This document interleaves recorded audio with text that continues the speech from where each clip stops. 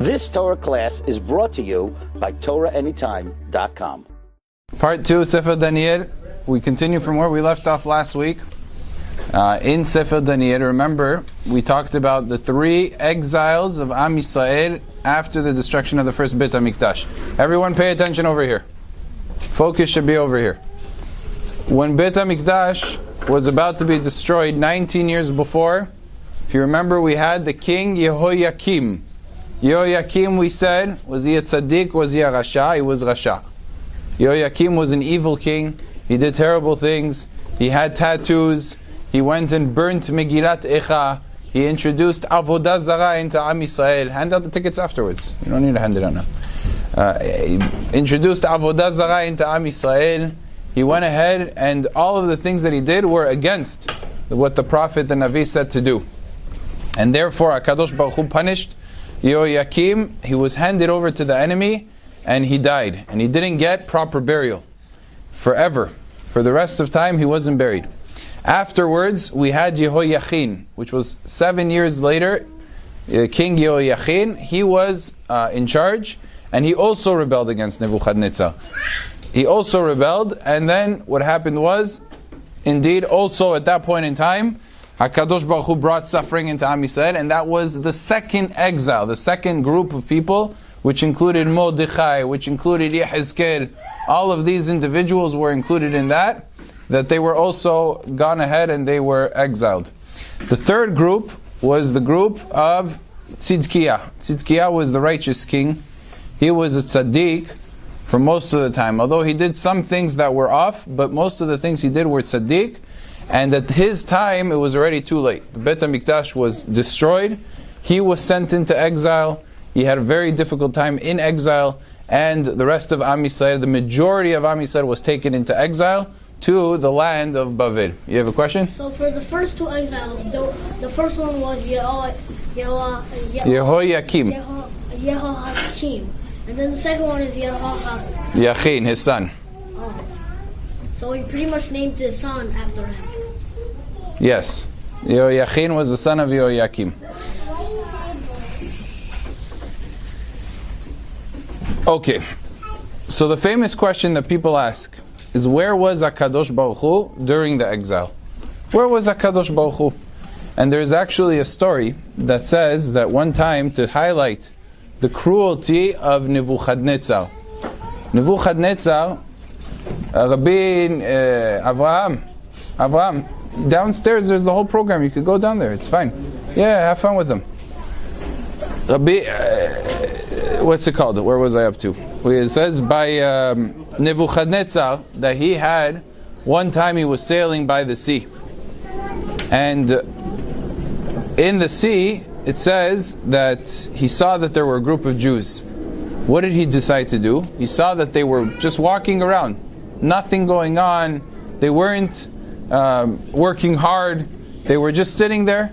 He looks at all the people. He says, how come they're just standing here like they're kings? Give them something to do. So all of the soldiers, they didn't want to be punished. So they quickly ran and they took stones, big stones, and they gave every Jew, you have to carry the stone or else you get whipped.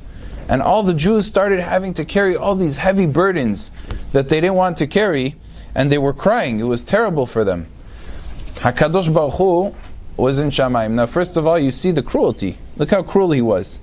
He went and he saw people, so what does it harm him? So what? They're not doing anything. Why should that affect him? No, I can't see them not doing anything. They have to be doing something. So at the time, the angels, they turned to HaKadosh Baruch Hu and they started talking to him. And HaKadosh Baruch Hu says, what are you coming to me to complaining? Am Yisrael right now is suffering. Go down and help Am Yisrael. And it says that the angels went down and HaKadosh Baruch Hu went down to help carry the burdens off the stones off the backs of Am Yisrael. That's where HaKadosh Baruch Hu was. Everywhere that Am Yisrael went, HaKadosh Baruch Hu went with them into exile. The same pain that we felt, HaKadosh Baruch Hu felt. He was there with us the whole entire time. Now we spoke about why Bavel was specifically chosen. We said HaKadosh Baruch Hu had such mercy on Am Yisrael that He chose for them the easiest place for them to have galut. First of all, Bavel was the land of their forefathers. Avraham Avinu was from Bavel. Second of all, they spoke a language that was very similar to Hebrew, Aramit. Third of all, we said they had dates, and the dates would be gathered easily, and that was food, because there were so many palm trees, there were so many dates, everybody had the ability to eat. Now, one of the things that happened with Am Yisrael when they went to the Galut, as we know, throughout Am Yisrael there were always false prophets. Every time there would be prophets that would say what people wanted to hear. And before the destruction of Beit HaMikdash, it says that all the prophets, they went and they said the Beit HaMikdash will not be destroyed, because they didn't want the king to be angry. So they said what the king wanted to hear and what the nation wanted to hear. It was the easy thing to say.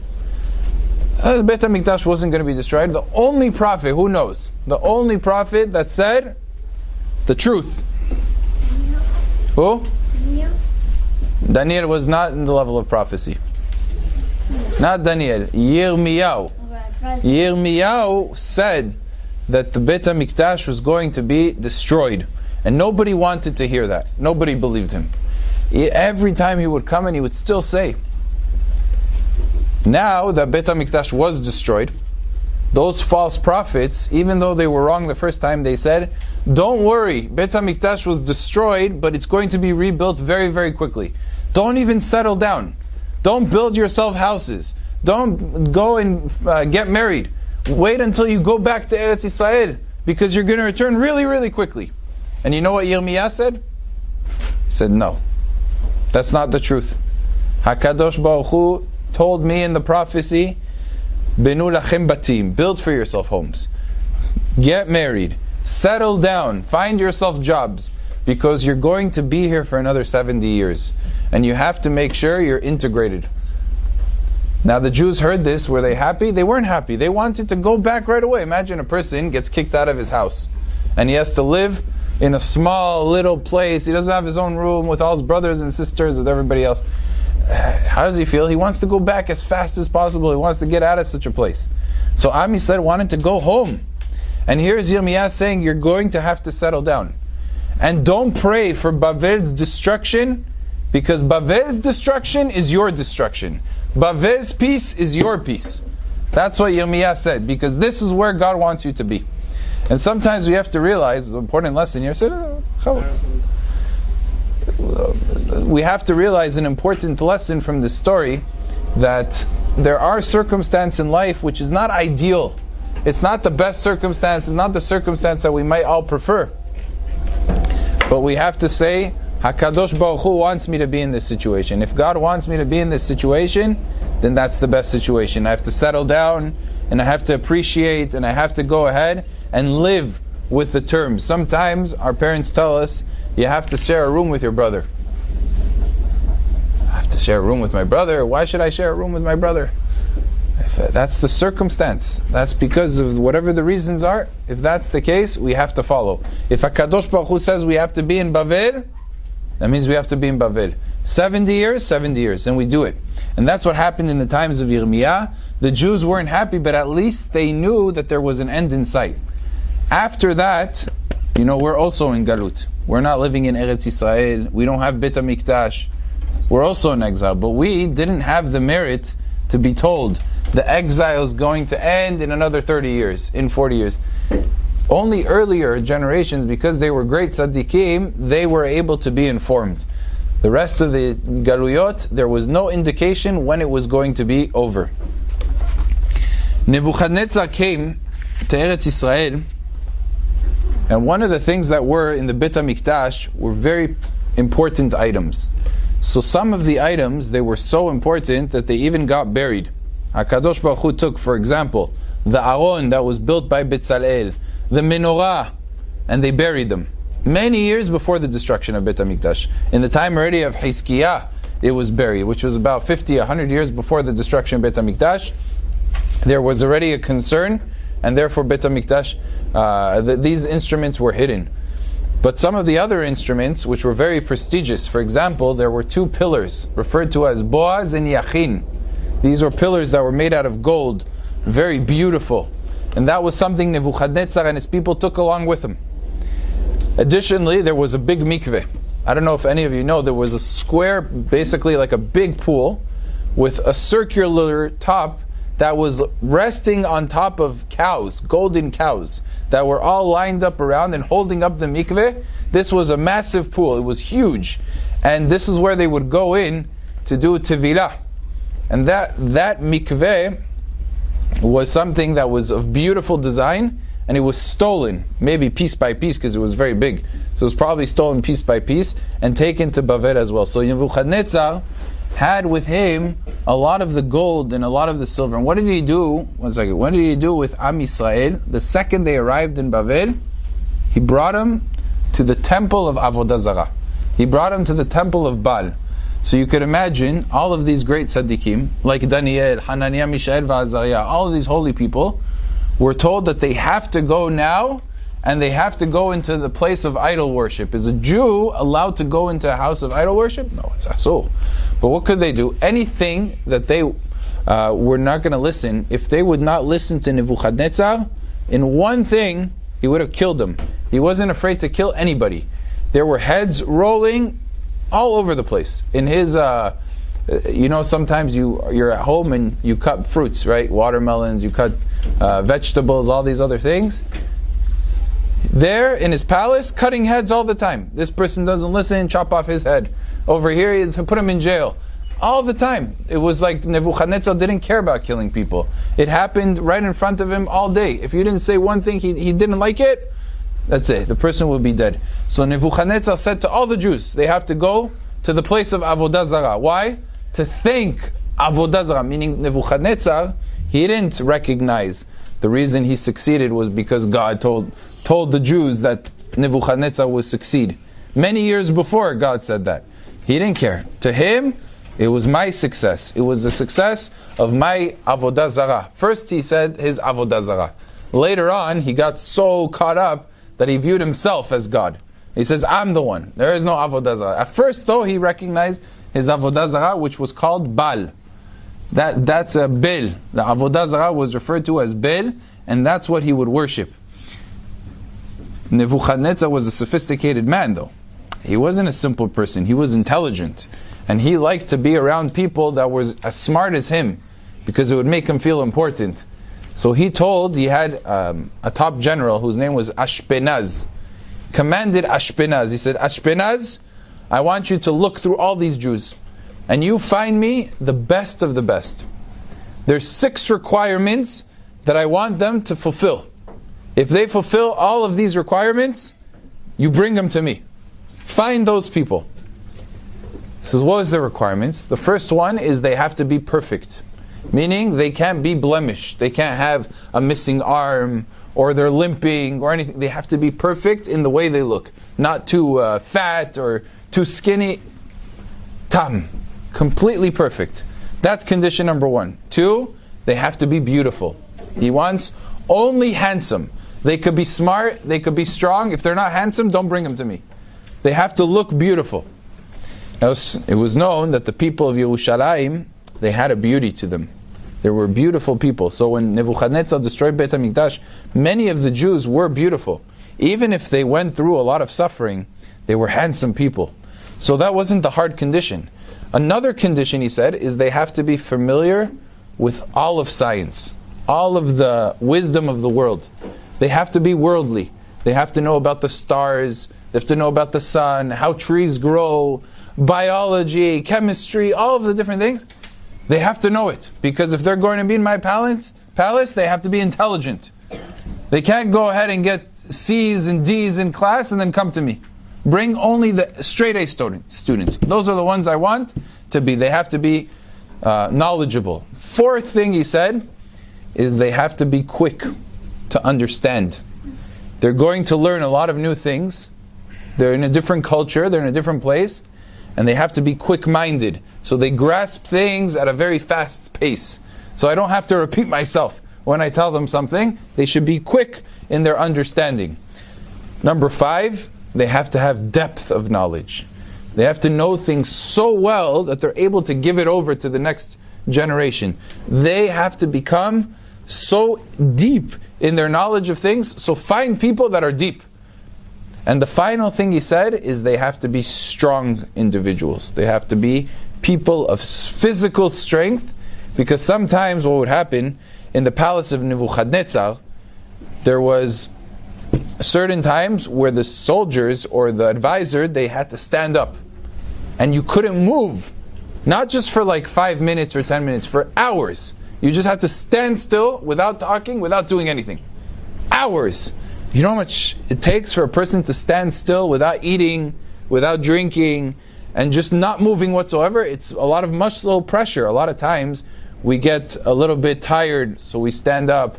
We get tired from standing, we sit down. They weren't allowed to do this. Imagine like going through a day like Yom Kippur and just standing up the whole time. The whole time. It's hard. You have to be strong. He says, I need people that are strong. These were the 6 characteristic traits that he was looking for. Ashpenaz looked through all the Jews. Some of them had a few, some of them had 5. Only 4 people had 6. All 6. Daniel, Hananiah, Mishael, Va'azariah. Daniel, Hananiah, Mishael, Va'azariah. 4 people had all of these characteristics. Now, let's go a little bit, rewind history. Ruth Moaviyah. You heard of Ruth? Daniel, you heard of Ruth? Okay, this is all about you, Daniel. Ruth Moaviyah, when she converted to Am Yisrael, Naomi, who was her mother-in-law, told her to go to Boaz. Boaz was the great-grandfather, the Shofet, Shevet Yehuda, this amazing individual. Ruth says to him that Naomi told me to come to you because she said that I need to get married to somebody from my husband's house. And you're from my husband's house? They were relatives, Naomi and Boaz. Boaz says, I'll take care of it. You have my word, I'm going to make sure you get married to someone from the house. Either me or somebody else, no problem. He realized that Naomi was poor and they needed food. He says, before Ruth left, he said, wait a second, hold on.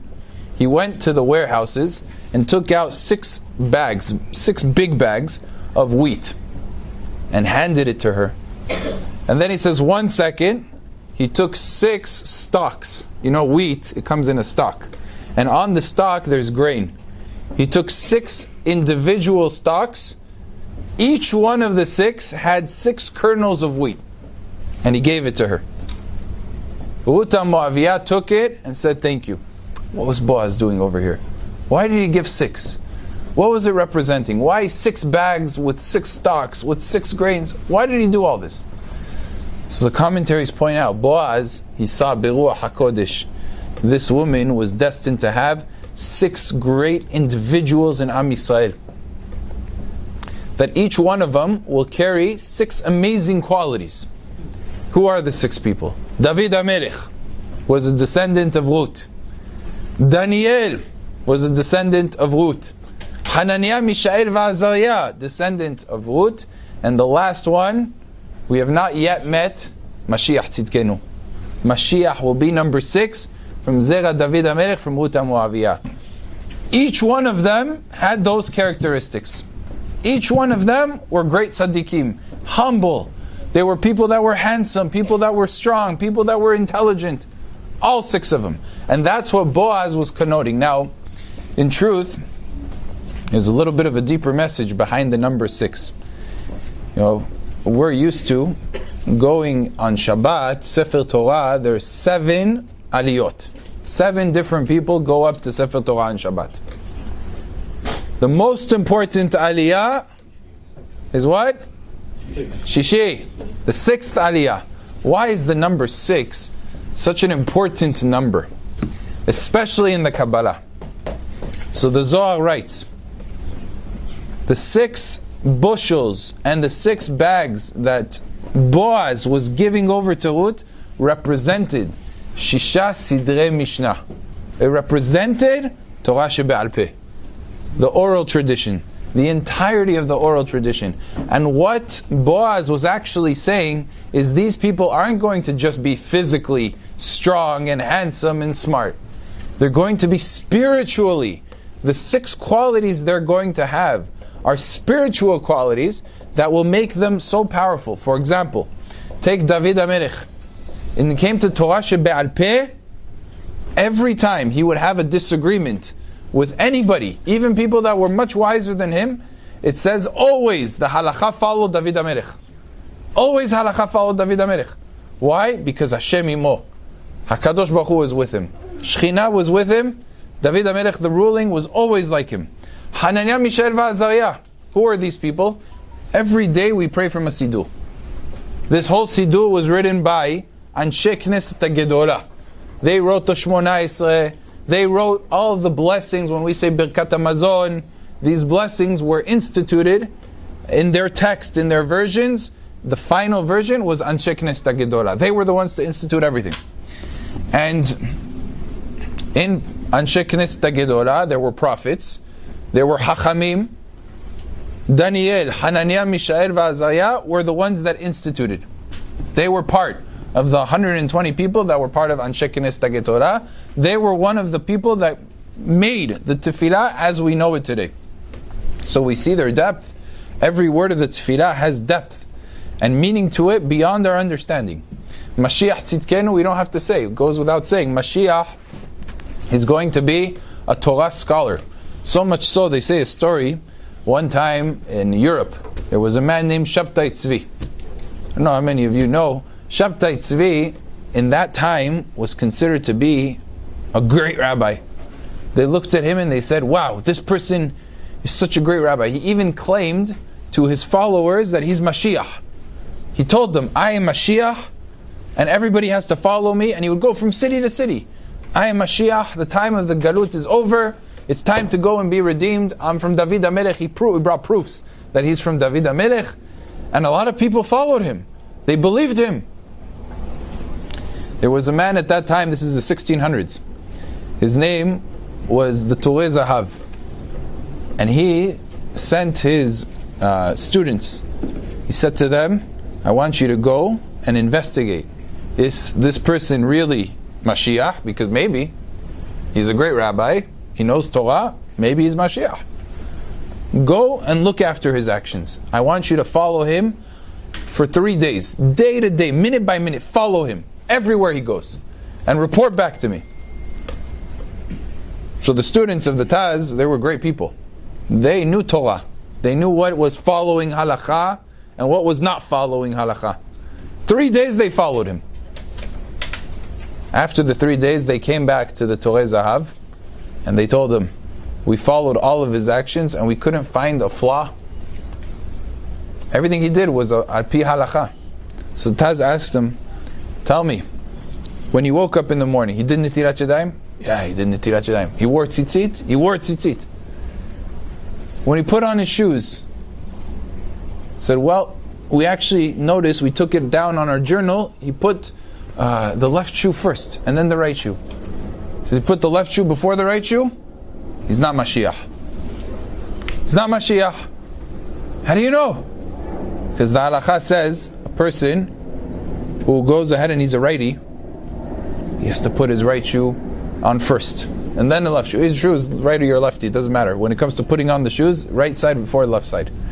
And he didn't put on the shoes properly, he can't be Mashiach. Cannot be Mashiach. Look at that. It means to say Mashiach will have to keep every single one of the halachot.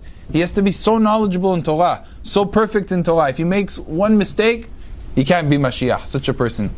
So Mashiach is obviously, so this is the whole idea. Boaz was saying, the number 6 represents Torah shebe'al peh.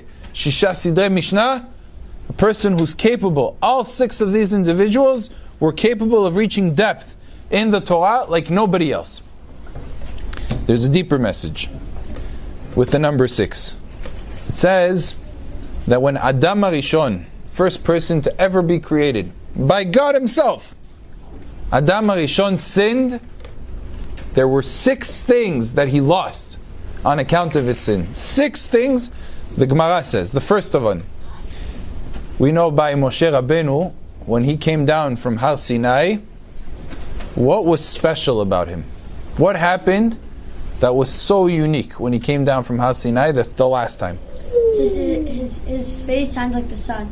His face was radiating like the sun, but more than the sun even, like the Shekhinah itself. Like the Kadosh Baruch Hu was present by him. And the whole nation couldn't even look at him. They had to wear a mask. He would have to wear a mask in order for people to be able to look in his direction. It's like looking, like you said, like looking at the sun. Who could look at the sun? No one could look at the sun. Don't even try. It hurts. If you try, it damages the eyes. So a person can't look at the sun. They couldn't look at Moshe Rabbeinu either.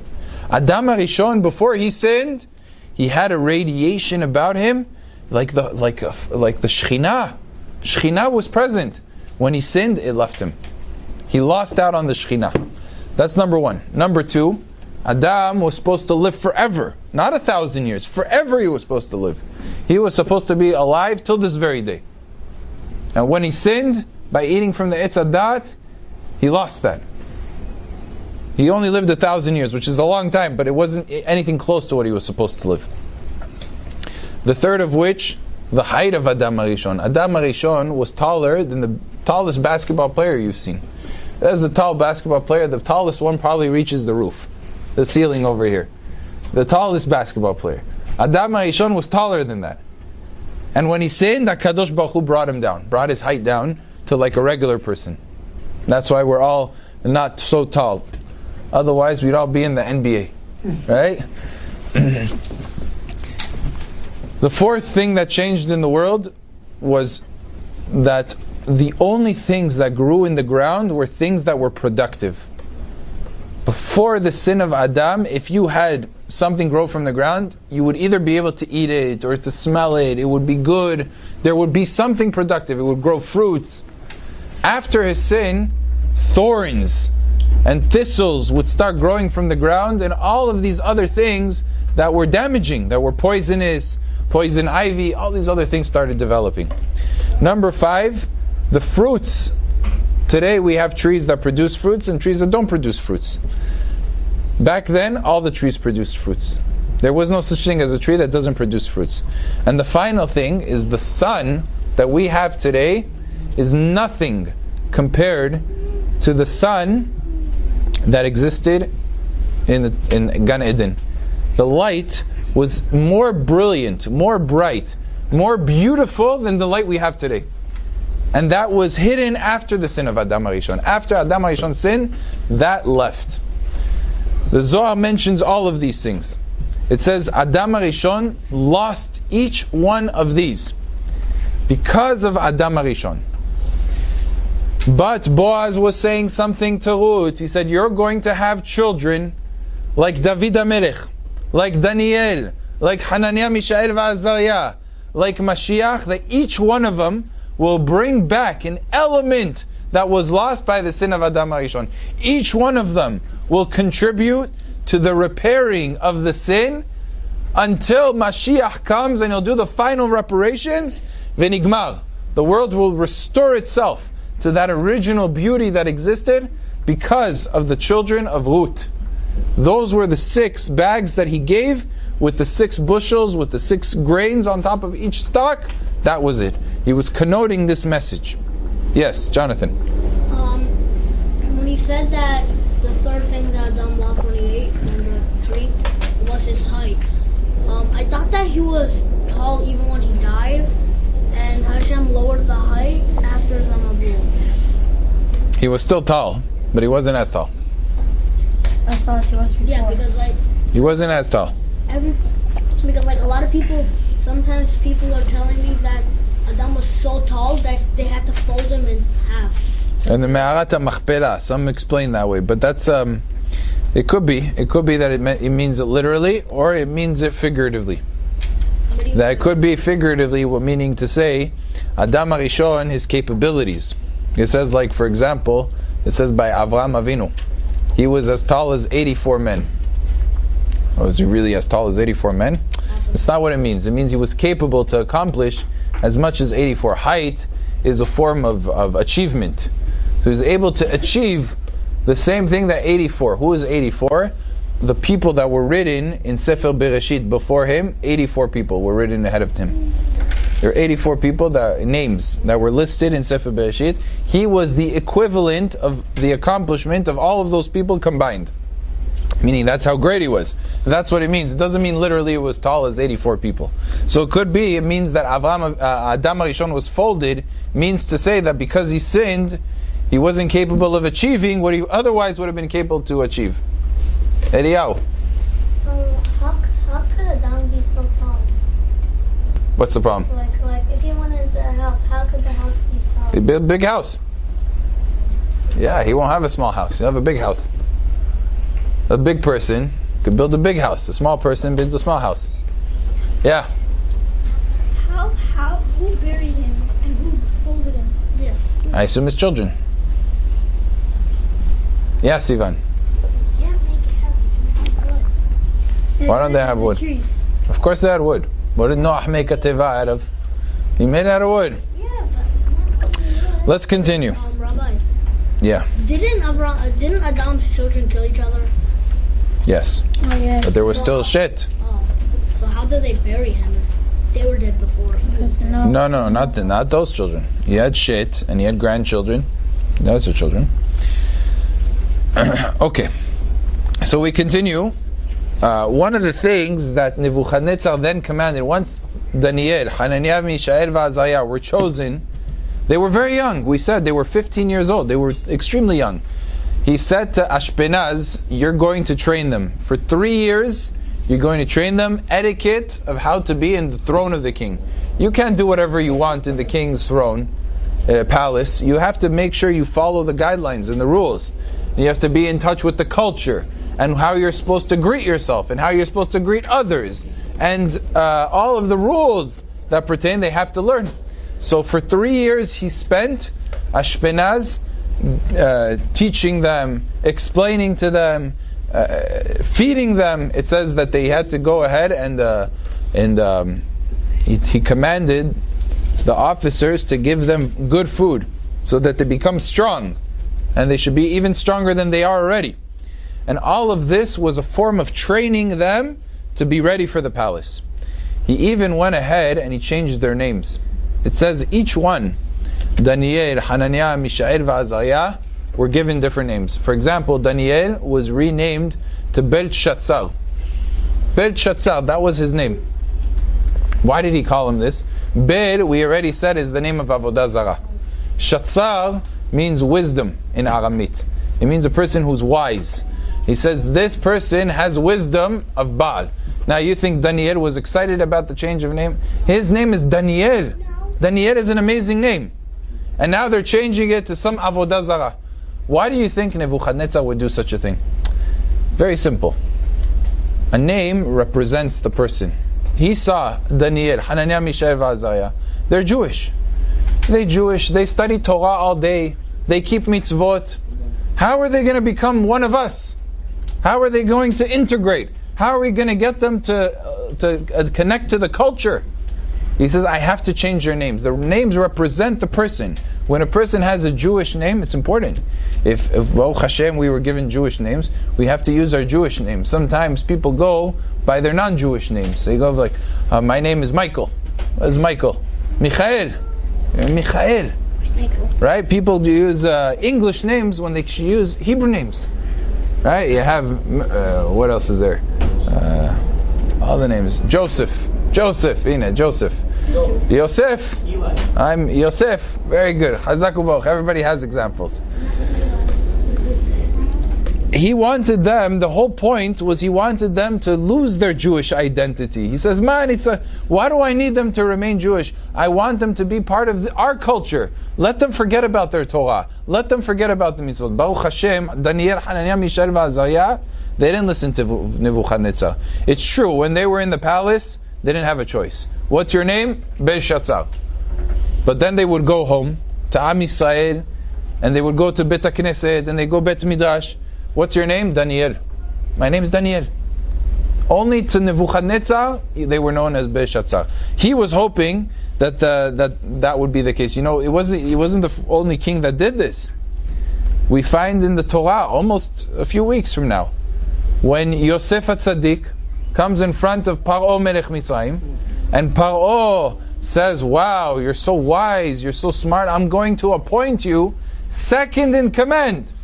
And what does he say? Your name is no longer Yosef, Safenat Paneach. From now on you'll be known as Safenat Paneach. I'm changing your name. Why did he change his name? I'm going to call Yosef. He's in the palace. He's in Egypt. He has to have a name change. He has to represent something else. And hopefully he was hoping that Yosef would integrate into the system.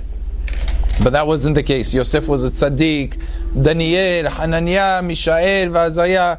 These were great tzaddikim, and they weren't willing to relinquish, to change any part of their Jewish identity. They kept it. Even though the Bavlim look at them funny. They say, what are you learning this Bible of yours? Why do you need the Bible? You can learn our mitzvot. We have our own rules. Why don't you become part of us? And they said, no thank you. We're going to stick with our Torah, with our nation, and with our people. Many years before, it says that all of this, the rechanging of the names, and the Daniel, Hananiah, Mishael, Azariah, all of this was a punishment. Why? 100 years earlier, there was a man. His name was Yeshaya. Yeshaya gave a prophecy to the king Hizkiah. Hizkiah was he was a righteous king, he was a big tzaddik. Hizkiah one time had dignitaries from Bavel come visit him, and he wanted to impress them. He wanted to show them that they are honorable, so that they leave him alone. He didn't want to have enemies from Bavel. He knew Bavel was very powerful. He says, you know what, let me elevate them, I'll show them honor, I'll give them a lot of the benefits, and then they'll leave me alone. So one of the things he did was he gave him a tour. He took them to Beit HaMikdash. He says, okay, this is Beit HaMikdash. Here is the menorah. Here is the Aron of Betzalel. Here, take a look. Here are the luchot, Moshe Rabbeinu's luchot. Look at these, and they're looking at it, and they're saying, wow, beautiful, ooh, ah. Look at the stunning artwork. You know, the artisanship that's in this, ooh. And they look at this, and they were impressed. Yeshaya comes to him and says, I have a prophecy from God. Because you allowed the corrupt eyes of these goyim, of these people, to look at such holy items that were by Moshe Rabbeinu, by Betzalel, the greatest items in Am Yisrael, to put their eyes on such items, your great-grandchildren will have to worship, because Daniel was like Sefer Torah. Daniel himself, his greatness was like a Sefer Torah. They will have to be used by a king that will emerge from Bavel. And that was the punishment that Hizkiah received. And from here we learn that things that are precious to a person, like one time there were politicians that came to visit Bet Midrash Gavoa in Lakewood. They came to visit Lakewood. And the people that were askanim, meaning the people that were involved in bringing over the politicians, they brought him to the Bet Midrash. And they said, look, this is where everybody's learning, and they were sitting down and they were studying Torah. Later, the Rashi Yeshivot of Lakewood, of the Beis Medrash Gavoa, they found out. And it wasn't consulted. They came out with a letter, and they said, we did not approve of allowing this. We do not allow politicians into our Bet Midrash. It was done, and it wasn't authorized to be done. And they were frustrated. And some people said, how come they were so upset? What's the problem? So what? He came in, he's a politician, he could help us. He could give us money from the government. He can do for us. He can make sure they change the laws so they could learn Torah in peace. All of that is true. To bring him into Bet Midrash, that's a different story. That's Kodesh Yisrael. That's the holiest part of Am Yisrael, is where we learn Torah. To take a person who's a goy, who's lived and seen corrupt things with his eyes. The eyes of a person can damage themselves. That's it. This week's parasha, what does it say?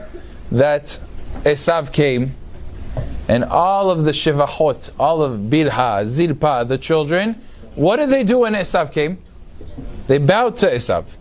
And they were supposed to. Yaakov Avinu commanded them to show respect to Esav. And what does the Torah say? Et le'ah v'yiladea. That vatishtahavena henna v'yaldehen. Who bowed first? Zilpa, Bilha, Leah, and then the children after, except by Rachel. Ve'achar nigash Yosef ve'Rachel vayishtahavu. Who was first? Yosef, and then Rachel. Why Yosef? Yosef said, I will not allow this Rasha, this evil person Esav, to gaze at the beauty of my mother. And he stood between him and her. He protected his mother. And the Torah says, Yosef did such a great mitzvah that he got rewarded for performing this mitzvah. It was one of the reasons he was appointed to be king. Is because he protected his mother's, not because she was going to be harmed physically, Esav was going to beat her up or something like that. From the eyes, from the seeing of a Rasha, just the seeing of an evil person already brings a curse into the world. And the seeing of a tzaddik, if a person who's a tzaddik puts his eyes on something, always invite to your home tzaddikim. If you have a friend who you know he learns Torah and he's a nice person, he's a good person, he's a tzaddik, bring him over to your house. The eyes of a tzaddik give beracha, they give blessing. Daniel, he was tzaddik. Hizkiah was a tzaddik, but he allowed Risha'im into Beit HaMikdash to see the most holy of utensils. He deserves to be punished for it. And that's what Yeshaya went ahead and said over to Hizkiah. Bezrat Hashem, next week, we're going to speak more about Daniel, because what happens after is it says Daniel and his people were ordered by Nebuchadnezzar to eat the food of the palace. And now Daniel has a problem. On the one hand, he was commanded to eat. On the other hand, what are they eating in the palace of Nebuchadnezzar? Kasher? There's nothing kasher in the palace of Nebuchadnezzar. So if he says yes, then he's eating not kasher. If he says no, they're going to kill him. Nebuchadnezzar is going to hear, what? No? Off with your head. He didn't know what to do, and he came up with an idea. Bezrat Hashem, next week, we'll see how Daniel solves this problem. Baruch Adonai le'olam. Amen ve'amen. You've just experienced another Torah class brought to you by TorahAnytime.com.